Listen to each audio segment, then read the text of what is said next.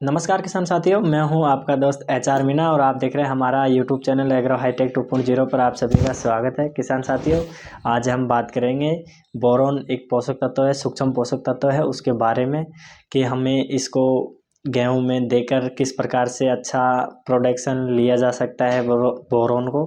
तो आज हम बोरोन के ऊपर बात करेंगे। तो किसान साथियों, गुजारिश है आपसे बने रहिए वीडियो पे लास्ट तक।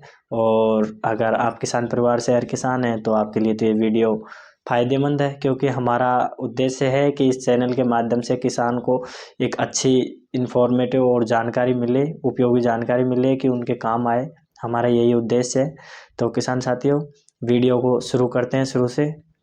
किसान साथियों, बोरोन एक ऐसा पोषक तत्व है जिसके बिना ये प्रजनन क्रिया है, जो परागण वाली क्रिया है, वो नहीं हो पाती है। जो अपना पौधा है उसमें जो शर्करा है उसका ट्रांसफॉर्मेशन या रूपांतरण नहीं हो पाता है। और काफ़ी ऐसे मतलब कि वो हैं जो जिस वजह से बोरोन का हमारे वो नहीं हो पाता है। जैसे सब्जियों में है टेस्ट कम हो जाता है, अगर इसकी कमी है तो सब्जियों में इतना टेस्ट नहीं आता है। और दूसरा है इसका जो कैल्शियम है और एक पोटेशियम है, उसका जो अनुपात है उसको एक बैलेंस करता है। ये क्या बोरोन करता है बैलेंस। तो हम स्पेशली करेंगे गेहूं के ऊपर बात, क्योंकि ये गेहूं की फसल है। तो उसको गेहूं की फसल पे हम अप्लाई करेंगे तो किस प्रकार से हमें रिजल्ट दिखेंगे, मतलब कि हमारा जो प्रोडक्शन है, उपज है, कितनी आएगी। तो बोरोन भी एक ऐसा पोषक तत्व है, अगर इसका मतलब कमी है और हमारे खेत में, तो गेहूं की फसल में बहुत कम या डाउन हो सकता है। मतलब इसका प्रोडक्शन उपज में काफ़ी प्रभाव देखने को मिल सकता है, क्योंकि बोरोन की कमी से गेहूं की पत्तियां ऐसी सिकुड़ जाती है। और मतलब एक पत्ती के ऊपर दूसरी पत्ती चढ़ जाती है, सिकुड़ जाती है और एक पतली और लंबी दिखाई देती है।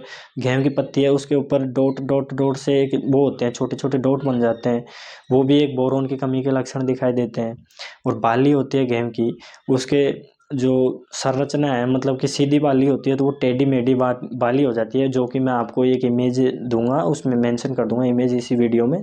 तो उसमें आप देख सकते हैं किस प्रकार से गेहूं की बाली है वो टेढ़ी मेढ़ी दिखाई दे रही है पत्तियों की। इन सभी की मैं एक इमेज भी मेंशन कर दूंगा साथ के साथ ही। तो किसान साथियों, जो ये अगर हम बोरेन को सही मात्रा में और सही टाइम समय पे हम इसको अगर उपयोग करें तो हमारा जो प्रोडक्शन है वो काफ़ी हद तक और अच्छा मिल सकता है, रिजल्ट अच्छा देखने को पॉजिटिव मिल सकता है। तो हमें किस प्रकार से इसको उपयोग में लाना है गेहूं के खेत में।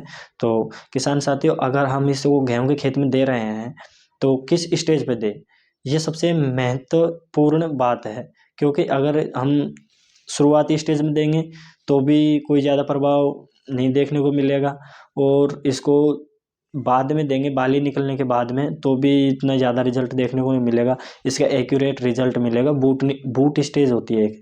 बूट स्टेज का मतलब होता है जो अपनी जो बालियाँ हैं, जो मतलब कि पत्ती होती है उसके अंदर ही रहती है। मतलब कि बालियाँ जहाँ से निकलेगी वहाँ से बालियाँ मोटे मोटे, जो मैं इमेज के रूप में मेंशन कर दूंगा आपको, जैसे पोटा बोलते हैं हमारी भाषा में, तो बाकी आपको जो बाली निकलने से पहले की अवस्था होती है मोटी मोटी दिखाई देती है, वो बूट स्टेज होती है। अगर उस टाइम पे अगर हम इसका स्प्रे करें बोरेन का, बोरेक्स या फिर सेल्यूबार के नाम से दो आते हैं, तो इनका हम अगर स्प्रे कर दें 10 या 15 दिन के अंतराल में 2 बार कर दें तो रिजल्ट बहुत अच्छे देखने को मिलेंगे आपको। तो किसान साथियों, ये बूट स्टेज है जो 50 से 60 दिन के बीच में आप कर दें, और इसी टाइम पे बूट स्टेज होती है, क्योंकि जो पोटा है, जो बाली है, वो निकलने का टाइम होता है, और उसी टाइम बाली की पत्ती के भीतर एक उभार लिए हुए मोटी मोटी जो संरचना होती है वही बूट स्टेज होती है। तो इस टाइम पे हम इसको अगर करें, मतलब कि स्प्रे करें इसका, तो रिजल्ट बेहतर रहेगा। तो अब हम बात करें, एक तो 20% में आता है जिसको सोल्यूबार बोलते हैं, और एक आता है 10% में जो 10.5% है, मतलब कि 10.5%, तो उसमें आता है। तो उसको हम बोरेक्स के नाम से जानते हैं। तो ये दो आते हैं, एक तो 10 में और एक 20% में। तो अगर हम 20% की बात करें तो 20% में 1 ग्राम लेंगे। 20% में से 1 ग्राम लेंगे बोरेक्स, जो बोरेक्स नहीं, वो सोल्यूबार वाला, उसका 1 ग्राम पर लीटर पानी के हिसाब से घोल बनाकर 20 लीटर वाला या 15 लीटर वाला नैपसेक टैंक होता है, उससे आप स्प्रे कर सकते हैं। ठीक उसी का मतलब कि बोरेक्स होता है तो 10% में आता है, तो 20 वाला तो 1 ग्राम में आ रहा था, तो इसका आधा हो जाएगा वो क्योंकि वो 10% है, तो 10% का हम 2 ग्राम पर लीटर पानी के हिसाब से छिड़काव कर सकते हैं। 10 से 15 दिन के अंतराल में रिजल्ट बहुत अच्छे देखने को मिलेंगे। किसान साथियों, ये आप जो छिड़काव करते हैं, ये मतलब कि एक तो जो आपने सिम्टम के हिसाब से किए हैं, क्योंकि हमें सिम्टम दिखाई दे रहे हैं पौधे में, तो उसके अकॉर्डिंग किए हैं। अगर हमको कई बार ऐसा होता है कि सिम्टम दिखाई भी नहीं देते हैं और बाकी मतलब अपनी जो उपज है उसमें घाटा भी देखने को मिल रहा है, मतलब कि कमी देखने को मिल रही है, तो बोरोन की हो सकती है या फिर किसी और भी पोषक तत्वों की हो सकती है, क्या कमी हो सकती है।